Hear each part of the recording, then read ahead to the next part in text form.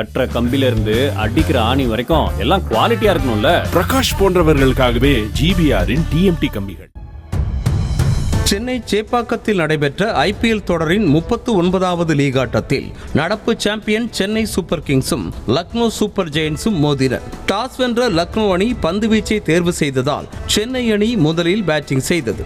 தொடக்கத்தில் ரஹானே ஒரு ரன்னுக்கு தனது விக்கெட்டை பறிகொடுக்க அடுத்து வந்த டேரில் மிச்சல் 11 ரன்களும் ஜடேஜா 17 ரன்களையும் எடுத்து ஆட்டமிழந்தனர். பின்னர் களமிறங்கிய சிவம் துபே, ருத்துராஜ் கெய்க்வாட் ஆகிய இருவரும் இணைந்து அதிரடி காட்டினர். அரை சதம் கடந்த பிறகு பந்துகளை பவுண்டரி மற்றும் சிக்ஸருக்கு பறக்கவிட்ட ருத்துராஜ் கெய்க்வாட் 56 பந்துகளில் சதம் அடித்து அசத்தினார். மறுபுறம் சிவம் துபே 22 பந்துகளில் அரை சதம் அடித்தார். இறுதியில் சென்னை அணி நிர்ணயிக்கப்பட்ட 20 ஓவர்கள் முடிவில் 4 விக்கெட்டுகள் இழப்பிற்கு 210 ரன்களை எடுத்தது.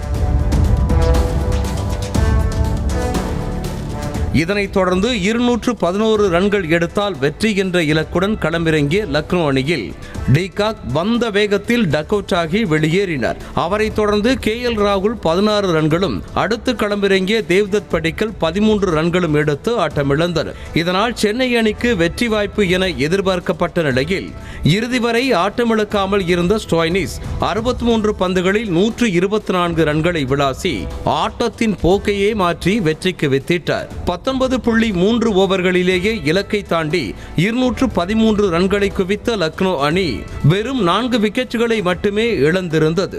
இதன் மூலம் 6 விக்கெட்டுகள் வித்தியாசத்தில் அந்த அணி வெற்றி பெற்றது. கட்டுற கம்பில இருந்து அடிக்கிற ஆணி வரைக்கும் எல்லாம் குவாலிட்டியா இருக்கணும்ல. பிரகாஷ் போன்றவர்களுக்காகவே ஜிபிஆரின் டிஎம்டி கம்பிகள். செய்திகளை உடனுக்குடனும் துல்லியமாகவும் தெரிந்து கொள்ள சப்ஸ்கிரைப் பண்ணுங்க.